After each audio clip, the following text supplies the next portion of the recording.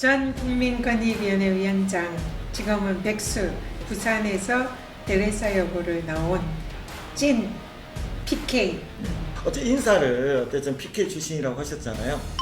그럼 내년에 뭐 PK 쪽으로 생각을 하고 계신 거죠?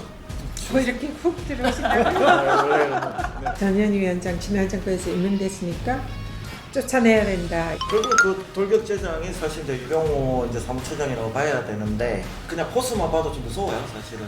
솔직히 겁이 하나도 안 났어요. 그래서 꿀릴 것도 없고 잘못한 것도 없고 의도가 너무나 뻔하고 보이는 것과 달리 좀 겁이 많구나. 아니 눈에 탁 그쵸. 찌르고 직원들 겁나 괴롭혀요. 저버렸습니다. 네. 나를 조사를 해서 왜 직원들에게 그러고 있어요?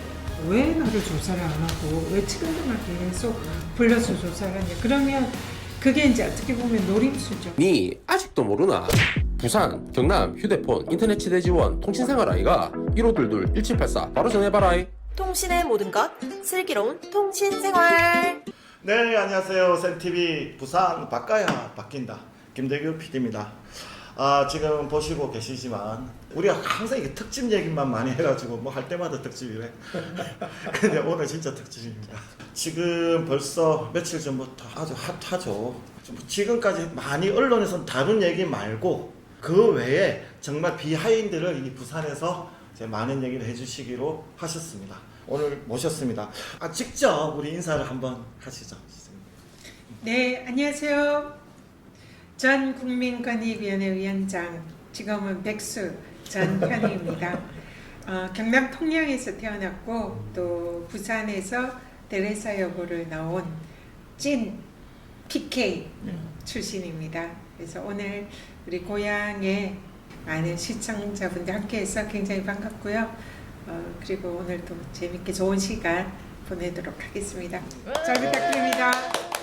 자, 그리고 오늘도 변함없이 예, 반갑습니다. 윤준호입니다. 안녕하십니까. 수영이의 딸 강윤경입니다. 자, 한 번 더 하십시오. 예, 반갑습니다. 재송, 단여, 단송 지역구를 둔 전 국회의원 윤준호입니다. 반갑습니다. 네, 반갑습니다. 네, 저희 프로그램을 이렇게 시작을 합니다. 자, 그래서 좀 거꾸로 갈게요. 대부분은 이 얘기부터 할 거라고 그쵸, 공수처 얘기부터 할 거라고 생각하겠지만 그거 말고 어째 인사를 어쨌든 PK 출신이라고 하셨잖아요. 그럼 내년에 뭐 PK 쪽으로 생각을 하고 계신 거죠? 뭐 이렇게 훅 들어오신다고요? 원래 네. 지금 권익위원장 그만두고 네. 지금 사실 1년간 가까이 탄압을 받았잖아요. 그래서 심신이 많이 지쳤습니다. 그래서 아직 구체적으로 진로를 어떻게 할지 정하지 못한 상태고요. 그냥 원론적으로는 국민들이 저한테 명령하는 것에 따르겠다. 제가 쓰임새가 어떤 쓰임새가 있을지 그런 부분을 차차 고민해 보려고 합니다. 그래서 아직 구체적으로 어디 출마를 하겠다. 내지는 이번 총선에 꼭 출마해야 되겠다. 이런 거는 아직은 아무것도 정해진 건 없습니다. 네, 다들 말씀을 그렇게 하시는데 태어난 곳, 자란 곳, 특히 중학교, 고등학교에서 자란 곳에 대부분 다 그 지역에 대부분 다 생각을 하시고 그쪽에서 많은 일을 하고자 원하시는 것 같습니다. 제가 자란 곳에 우리 강윤근 변호사가 꼭 그 지역은 열심히 아니라도 활동을 하고 저는 있더라고요. 막미여 중이었고요. 제가 그래서 열심히 지원하겠습니다. 우리 위원장님께서는 수영여 중이셨습니다. 그리고 대레사여고 출신이잖아요. 네, 그죠? 수영여중과 대레사여고. 그러면 대레사여 보면은 저기 서면 쪽이잖아요. 그죠? 진구. 진구죠. 그죠? 네, 네, 진구. 네. 진구. 지금 초유 사태잖아요. 감사원이 공수처의 감사를 받는 초유 사태가 이제 일어난 거죠. 대부분이 말씀을 하시는 게 최재 원장의 허수아비와 그 뒤에서 미는 유병호 사무총장의 작품이 결국은 불발로 끝나면서 허탕뿐만 아니라 완전히 지금부터는 이제는 좀 눈빛 보셨죠? 역공을. 이게 역공이라고 이제 엄청난 이제 준비가 되는 건데 결국 이제 그저께죠. 공수처로 이제 압수수색에 들어간 건데 그 지난해 8월 그 더불어민주당과 올 4월 그 우리 위원장님과 그리고 지난 7월에 참여연대까지 잇따른 고발에도 전혀 미동이 없던 그 공수처가 모처럼 역시 이제 뭔가를 다 가지고 있다가 그 감사원이 이제 윤석열 정부 들어 최재형 원장과 유병호 사무총장 주도 아래 거의 뭐 정권 돌격대라는 얘기를 들었죠. 거기에 이제 공수처가 강제 수사를 착수했다는 거죠. 결국은 우리가 그 2달 전에 그런 얘기를 했었어요. 13개 항목이 있었죠. 거기서는 이제 사무처에서 자기 마음대로 해석을 해서 전혀 우리가 법률로 따지면은 증거 없음인가요? 뭐가 되나? 감사원 용어로는 불문 결정이고 네.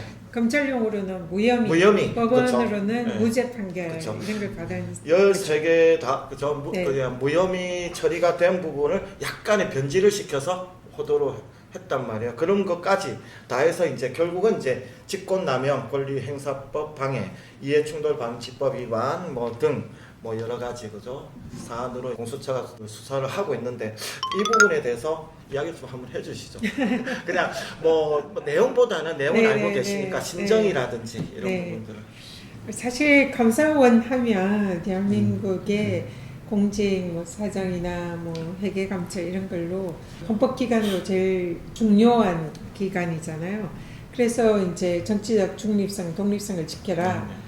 그렇게 되어 있어서 임기도 정해져 있고, 그래서 뭐 우리가 잘 아는 뭐 이해창 전 한나라당 총재 같은 경우 감사원에서 정권과 싸우는 그런 대쪽 이미지로 그렇죠. 그 때문에 사실 그렇죠. 대통령 후보까지 오르신 그런 분이잖아요. 근데 그런 이제 감사원이라는 기관이 그런 기관인데, 그러니까 대통령하고도 맞짱 뜨고 싸워야 되는 사실은 그런 기관으로 하라는 건데, 이번 정권의 감사원은 처음부터 감사원장이 감사원은 대통령 국정 운영 지원 기관이다. 그렇죠. 그렇게 얘기를 하고 마치 대통령과 함께하는 대통령을 보좌하는 기관인 것처럼 얘기를 하면서 시작을 했는데, 아니나 다를까 이제 정권에서 전현 위원장 지난 정권에서 임명됐으니까 쫓아내야 된다 이런 신호를 보낸 거 아닙니까? 그렇죠. 근데 저 같은 경우는 법에 임기가 딱 정해져 있어요. 그리고 직무상 독립을 지키도록 법에 규정이 돼 있고, 그렇기 때문에 감사원장이랑 똑같아요. 그렇죠. 감사원장도 지난 정권에 문재인 정권 때 임명이 됐습니다. 근데 이분은 새 정권이 오니까 나는 대통령 국정운영 지원 기관입니다 하면서 딱 거기에 이제 바꿨죠. 충성 맹세를 하니까 거기는 물러나라 안 하잖아요. 근데 저는 이제 뭐 그런 게 없으니까 이제 저기 바꿔야겠다 그렇게 했겠죠. 그러니까 그 칼을 이제 저한테 쓴 거죠. 근데 감사원이 그렇게 하면 안 돼요. 그부터 일단 말이 안 되는 거고. 그래서 그런 부분에서 감사원이 무너졌다는 부분이 굉장히 화가 나죠.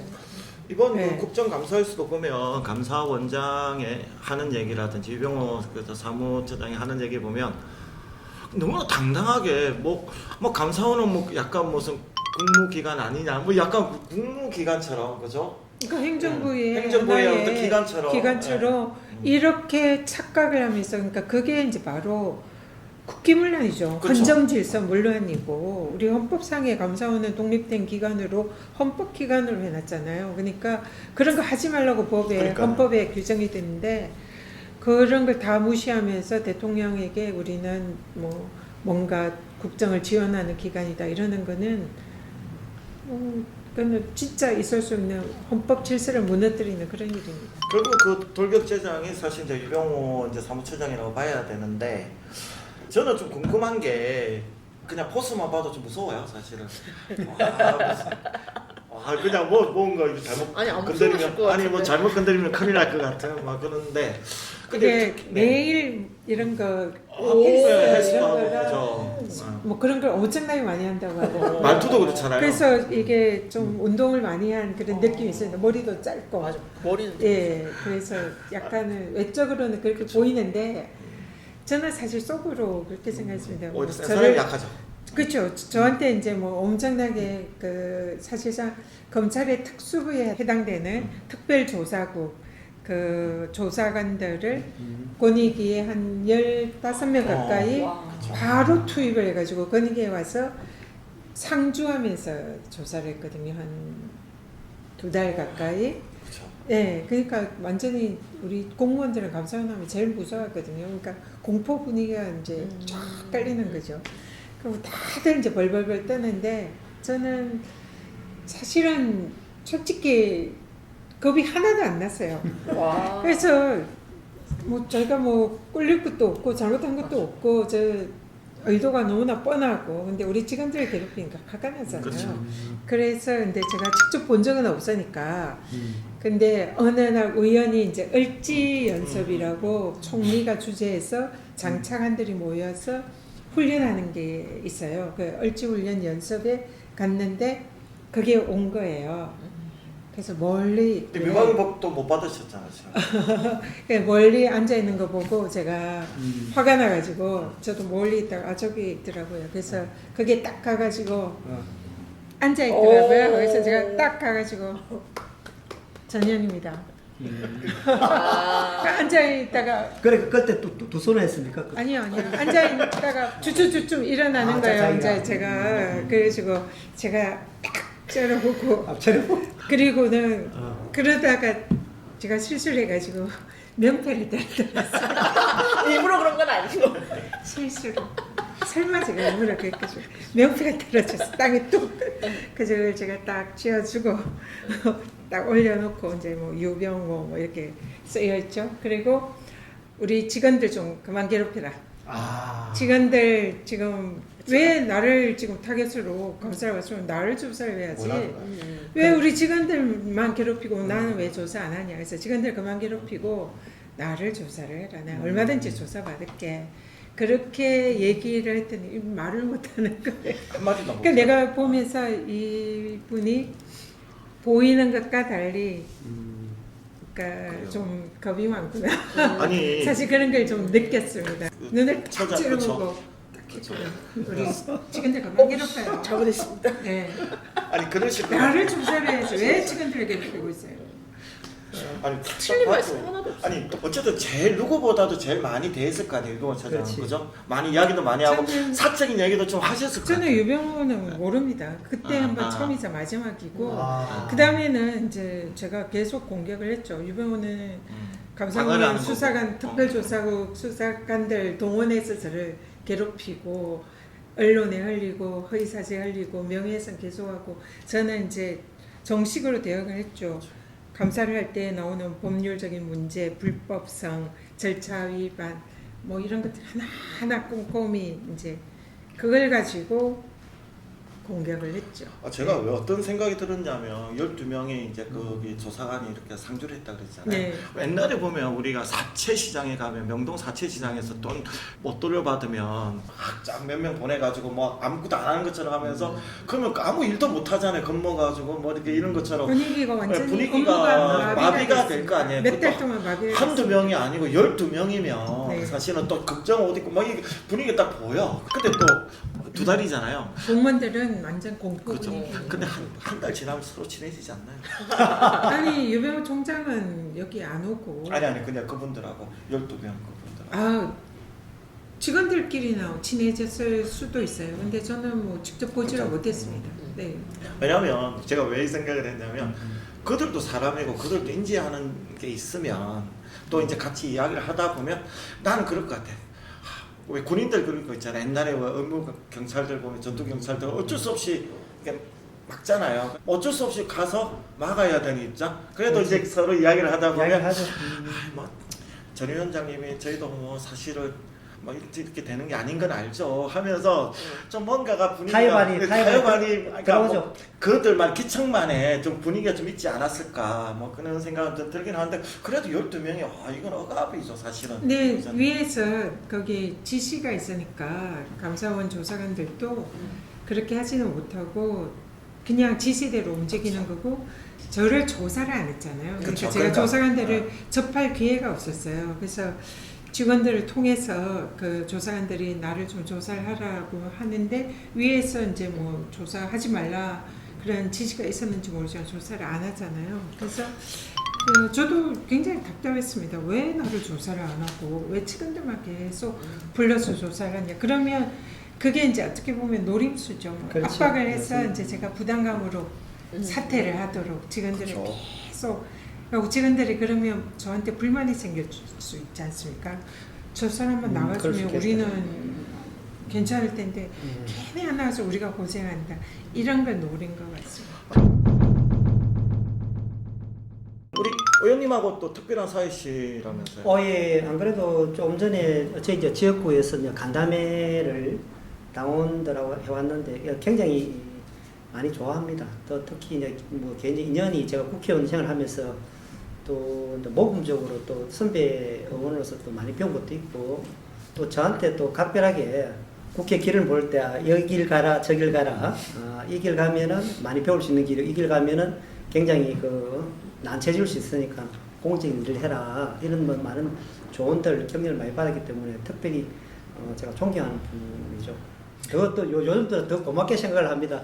특히 윤석열 현 대통령하고 오름에 대한 구체적 자료를 가지고 이렇게 대응을 하고 굉장히 모범적으로 제가 존경하는 분입니다. 너무 거창의 말씀이고요. 제가 존경하는 의원님이고 20대 네, 국회의원을 같이 했습니다. 네. 그래서 험지잖아요. 네. 우리 민주당 그쵸. 입장에서는 험지 중에 험지. 또 저도 강남의 강남을이었죠. 국회의원에서 네. 정말 험지 중에 험지 활동을 같이 한다는 그런 같은 동병상련이랄까 이런 게 있었고요. 워낙 성실하고 열정적이고 또 능력이 뛰어나셔서 사실 제가 많이 배웠습니다. 그래서 제가 정말 존경하고 좋아하는 분이라 오늘 이제 좀 응원하는 차에서 우리 지역에 함께 일정을 그렇죠. 보내고 왔습니다. 변호사님 약간 그런 것 같지 않아요? 강남을 또 해운대을 약간 보면 서울에서 제일 잘 살고 부산에서 제일 잘 사는 동네에서 수영도 그쵸. 약간의 어려운 지역에서 그 고생하시네요. 잘 사는 데가 민주당 입장에서는 다 험지인가 봐요. 그런 곳이 묘하게 그렇게 좀 돼 있다 그죠? 근데 제가 강남에서 이제 당선이 됐었잖아요. 다들 그렇게 생각하고 좀 약간 지레 그쵸. 포기하고 그쵸. 그냥 안 된다 이렇게 하는 패배의식이 있었는데요. 사실은 그렇게 생각할 필요가 전혀 없는 것 같아요. 우리 민주 진영의 지지자들은 그러니까 예를 들면 뭐 부자 동네는 그쵸. 여당 쪽, 그다음에 이제 좀 덜 부자 쪽은 민주당 쪽 이런 이제 공식 같은 게 있었는데 제가 보기엔 꼭 그게 맞지 않은 것 같습니다. 그러니까 얼마든지 열심히 하고 정성을 다하고 능력 있다고 인정되면 그걸로 펴주는 사람들이 많기 때문에 그걸 보여주신 게 우리 그쵸. 네, 전현희 그래서 의원님이셨죠. 두 분들도 저는 뭐 틀림없이 열심히 하겠습니다. 잘 되실 거다 생각합니다. 유일하게 잘 사는데 지금 아직 안 되신 분인데 이 얘기 들으면 어떤 생각하세요? 아 진짜 열심히 해야 되겠구나. 그렇죠. 한 번은 하셔야 될 거 아니에요. 한 번은 뭐 한 번 일단 시작은 해야 될 거 아니에요. 그럼 다들 일단은 좀 한 번씩은 하셨는데 다음에 다시 이제 또 전현희 위원장님 뵙고 어떤 느낌이었냐면 특히 오늘 내가 저 장수를 따르면 나도 승리의 기쁨을 맛보지 않을까라는 오늘 그런 기분이 들었습니다. 그래서 우리 전현희 위원장님의 전술과 전략을 잘 배워가지고 수영부에 저도 깃발을 꽂겠습니다. 제가 팁을 드리면 정성입니다. 그래요? 왜냐하면 표는 사람의 마음을 넣는 거잖아요. 근데 모르는 사람들이 표를 주려면 그분의 마음을 얻어야 되거든요. 네. 근데 그러려면 정말 피와 땀과 눈물이 들어가야 됩니다. 그 위원장님이 그 어려운 데서도 많이 이렇게 또 국회의원도 하시고 저번에 또 아쉽게 참 진짜 아쉽게 그렇죠. 이렇게 강남을에서 아쉬운 건 더 아쉬웠던 것 같아. 뭐 서울하고 좀 틀리게 사실은 뭐 강남을도 마찬가지지만 부산, 경남, 그죠? 뭐 대구, 경북은 깃발만 꽂히면 뭐 우리가 뭐 빨간색 당이 된다, 뭐 국민의힘이 된다는 그래서 국민들의 어떤 정서보다는 이 윗사람들의 저기 그죠? 용산에 있는 분의 마음만 맞추려고 하는 게 지금 많이들 보이는데 특히나 이 PK가 많이 심하잖아요. 이제 이걸 보시면 어떤 생각 드세요? 같은 맥락인데요. 제가 이제 요즘 전국을 좀 많이 이렇게 순회를 하고 다니는 편인데 불경이 어렵다고 그랬잖아요. 제가 경남에도 가보고 또 고향이 통영에도 가보고 그랬는데 제가 사실 깜짝 놀란 거는 강남의 경우에는 내가 민주당 당원이다라고 밝히고 활동하는 사람이 거의 없습니다. 네, 그래서 사실 제가 당선될 때도 거의 혈혈단신으로 그렇죠. 하다시피 네, 하면서 그렇죠. 했거든요. 근데 어렵다고 하지만 불경 지역에 오면 같이 하시는 분들 많잖아요. 당당하게 그리고 민주당을 당원이다 생각하고 또 싸우고 사실 강남에서는 그런 분들이 거의 없습니다. 그래서 제가 무슨 말씀을 드리려면 그게 충분히 가능하다. 제가 느끼는 느낌은 그래서 아까 제가 뭐랬죠? 정성, 피와 땀과 눈물. 그러니까 낮은 자세로 정성을 다하고 사람의 마음을 얻으려고 노력하면 저는 충분히 가능하다고 생각합니다. 그래서 절대로 뭐 패배의식에 젖을 필요도 없고 여기는 너무나 지금 싹이 그렇죠. 많이 좋다. 타가 좋다. 저는 분위기가 상당히 특히 부산 같은 경우에는 분위기가 상당히 좋아지고 있어요. 지금 뭐 민주당 입장에서 보자면 우리 뭐 이게 제가 그게 아닌데도 요즘 막 이렇게 민주당 쪽으로 이야기를 하다 보니까 이런 것 같은데 사실 분위기가 상당히 많이 좋아지는 것도 있고 심지어는 가끔 여론조사를 보면 오히려 수도권보다 민주당 그죠 당심이 더 여론조사가 더 올라갈 정도로 지역에 따라서 조금 차이는 있지만 그만큼의 지금 현 정부가 많은 헛발질을 하고 있고 특히나 부산부터가 벌써 이렇게 오염수나 그죠 여기 역사 문제나 이런 것 때문에 많이들 이야기를 하고 계신데 그 네, 제가 그런 봐도 생각이- 만약 지금 네. 정상 7개월 남았는데 그때 강남을에 당선되실 때 7개월 전으로 생각하면 오히려 지금 두 분의 그게 훨씬 나은 것 같아요. 훨씬 좋습니다. 어떤 부분에서 나은 것 같아요? 거기는 진짜 독립운동하듯이 네. 숨어서 당원 활동하는 거. 내가 민주당 당원이다 하면 그 중에서 꼭 찍혀서 뭐 사업도 못하고 비즈니스도 못하고 뭐 그러니까 내가 민주당 당원이다라고 하는 것 자체를 두려워하고 드러내지 않고 숨어서 하고 그러니까 이렇게 사람들을 모아서 으쌰으쌰 할 수 있는 것 자체가 없어요. 근데 오늘 제가 우리 의원님 지역구에도 가봤지만 완전히 이거는 너무너무 잘하시더라고요. 지지하는 분들도 많고 우리 수영도 아마 그런 분들 많을 거다 생각해서 용기를 가지고 네. 틀림없이 그 열심히 하면 가능하다. 그러면 네, 그런 하나 더 생각이 여쭤보고 싶은 들더라고요. 게 원래 결정타라는 게 필요하거든요. 그때도 이렇게 뭔가 뒤바뀌는 결정타가 있었을 거 아니에요, 그죠? 좀 해운대나 수영을 좀 생각을 했을 때 어쨌든 여기도 보수 성향이 상당히 강한 지역이란 말이에요. 그러면 이런 부분들은 어떻게 좀 하면은 좀 결정타가 됐다. 옛날 좀 생각을 하실 때. 제가 그 사실 강남에 이제 출마를 결심하면서 본격적으로 선거 운동을 시작을 한 게 한 10월경부터인 것 같습니다. 그래서 아직 그렇죠. 그래서 몇 달 못한 거죠. 사실 한 5개월 그쵸. 정도. 근데 제가 계획을 세웠던 거는 그 유권자가 뭐 많아봤자 한 10만 명 되나요? 그렇죠. 네, 그러니까 뭐 각 지역이 10만 명 비슷할 맞습니다. 텐데 10만 명의 마음을 얻으면 되는데 다는 어렵고 그 중에 50%만 얻으면 되잖아요. 그러면 한 5만 명. 그렇죠. 그러니까 5만 명 정도만 확실하게 마음을 얻으면 되는데 그래서 저는 무조건 일단 손을 잡자. 그래서 모르는 사람 사실 쉽지 않아요. 모르는 사람은 저는 또 이렇게 원래 좀 잘 약간 못하실 것 내성적이라 잘 같은데. 네, 못합니다. 그러니까, 근데 일단 손을 잡고 또 그냥 잡으면 안 돼요. 정성을 다해서 정성. 내 마음이 그 손을 잡은 순간 느껴져요.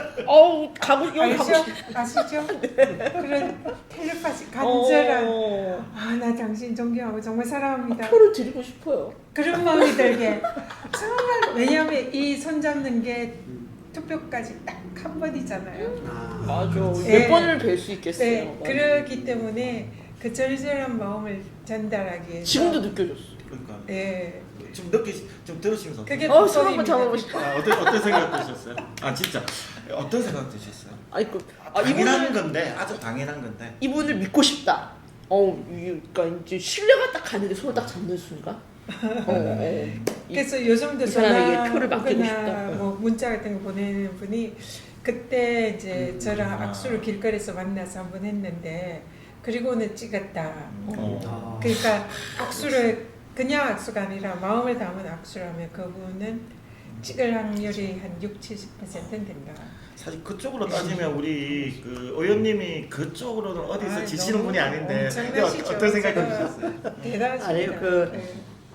이제 코로나 전후가 좀 바뀌는 거죠. 그쵸, 지금 같은 그쵸. 경우는 이제 네. 서울 잡기가 참 네. 어쨌든 좀 난처한데 위원장님이 이제 골자는 그거죠. 땀과 눈물과 피와 피, 땀, 눈물.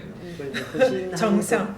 헌신한 부분인데 그것들이 삶에서 우러나오는 거니까 그러니까 아주 힘든 강남이라는 그 지역을 극복해냈다는 것들은 타의 모험이 충분한 거죠.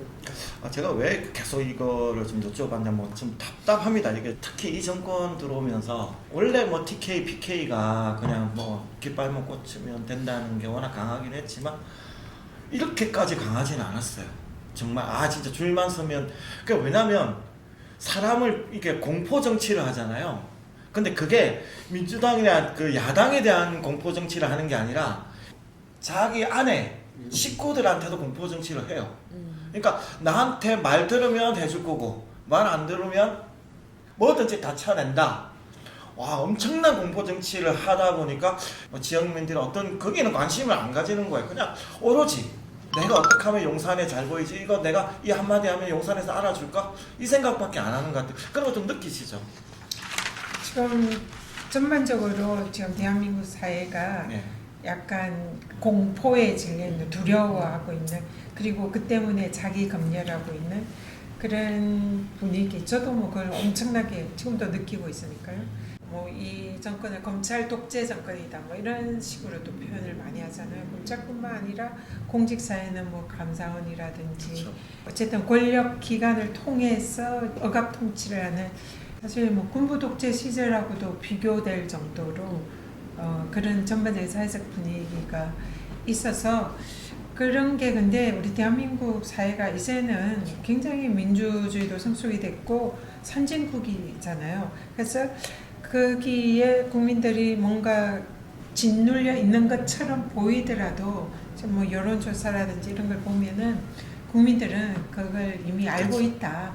그래서 그런 듯이 보이나 그러나 실제로는 국민들이 저는 이길 거다. 그래서 그런 부분에 있어서도 오히려 이런 부울경에서 정치하시는 분들이 또 기회가 될 수도 있다. 그쵸. 그래서 더 열심히 하시면 좋겠다. 그런 멋지다. 생각합니다. 저는 우리나라가 대통령제잖아요. 어릴 때부터 그렇게 배워왔고 교과서에도 그렇게 나오는데 정말 강력한 대통령제구나라는 걸 최근에 들어서 진짜 느끼고 있어요. 이게 대통령이 이게 그냥 제왕적이고 네. 전제적인 대통령제구나라는 거를 우리는 그냥 이렇게 민주주의의 대통령제는 그냥 서로 소통하고 이렇게 견제는 하지만 이런 줄 알았는데 이게 내가 말로만 듣던 제왕적, 이게 어떻게 보면 프랑스가 제일 강력한 뭐 대통령제를 하는데 거기보다 훨씬 더 큰 우리 의원도 그런 생각 많이 좀 하시죠? 아니 요즘은 어제마다 천막 농성을 시작을 하고 이틀째였는데 두 분이 저희들과 생각이 다른 그 방류수를 뿌리면 아무 이상이 없다는 정부하고 똑같은 입장을 온 사람이 강력하게 항의를 하러 공개적으로 있는 데서 도발적인 행위를 하러 온 거예요. 근데 깜짝 놀랐어요. 보통 그런 거 보면 자기 생각이 다르면 그만 지나가잖아요. 그래서 싸움을 오는 문화가 돼버리는 거예요. 그래서 제가 집에서 뭐 어떤 생각을 했냐면 노무현 대통령 생각했어요. 뭐냐면 체류탄에 한 데서 딱 그 서면 한복판에 딱 앉아가지고 딱 나를 밟고 지나가라고. 그 기분이 딱 드는 거야. 내가 양보하면 안 되겠다. 그렇죠. 나는 죽어도 좋다. 나는 내가 한평생 35년 동안 부산을 지켜왔는데 너희들의 그 압박과 압력과 거기에 굴할 것 같으냐고 나를 밟고 지나가라 이놈들. 내가 절대 양보하지 않을 것이다. 그래서 내가 딱 버티고 있어야 되겠다. 이게 뭐냐고 도대체. 아니 신선하게 우리는 그 허가를 다 받아가지고 우리의 뜻을 펼치고 있는데 그 앞에서 도발적인 행위로 싸움을 걸어오는 거예요. 와, 이렇게 우리 삶을 항폐하게 만들고 완전 편을 나눠가지고 이렇게 민주주의가 근간의 뿌리가 무너지는 걸 보고 제가 다시 한 번 더 마음을 좀 잡았어요. 내가 절대 양보하지 않을 거고 꼭 용기를 가지고 내가 한번 극복을 한번 해보리라 생각을 했어요. 아니 지금 뭐 이제 거의 뭐 기존 확정이 된 거라서 말하자면 이제 수영고 같은 경우에는 이제 국민의힘의 이제 주진우 검사, 공안 검사님이 이제 거의 공천이 확실시 되는 것처럼 해서 되고 있는데, 야 이게 근데 그 탈이 너무 무서운 거야. 나는 검사 출신이라고 상상을 못했어요. 되게 온화해 보이잖아요. 이제 검사를 대항하셔야 되는데 좀 뭔가 불거리 의지가 좀 생기시나요 요즘? 아, 공안 검사 주진우 검사와 붙어서 꼭 이기겠습니다. 그리고요 정말 이렇게 센 사람이 오면 더 불타오르시겠습니까? 그렇죠. 네. 아 무슨 그렇다고 전봉민 의원을 제가 안 세다고 말씀드리는 건 아니고요. 근데 센 사람이 오면 또 불타오르는 게 또 우리의 특성이니 더 파이팅해서 잘 싸우도록 하겠습니다. 자, 뭐 제가 왜 이 말씀을 이제 잠깐 이렇게 들었냐면 이제 조금 이제 본론을 들어가자보다 이제 더 나은 콘텐츠를 만들려고 저희 센TV에 협찬해 주신 분이 계십니다. 가득 신공항 건립과 2030 부산 엑스포 성공 유치를 위해서 BNK 부산행이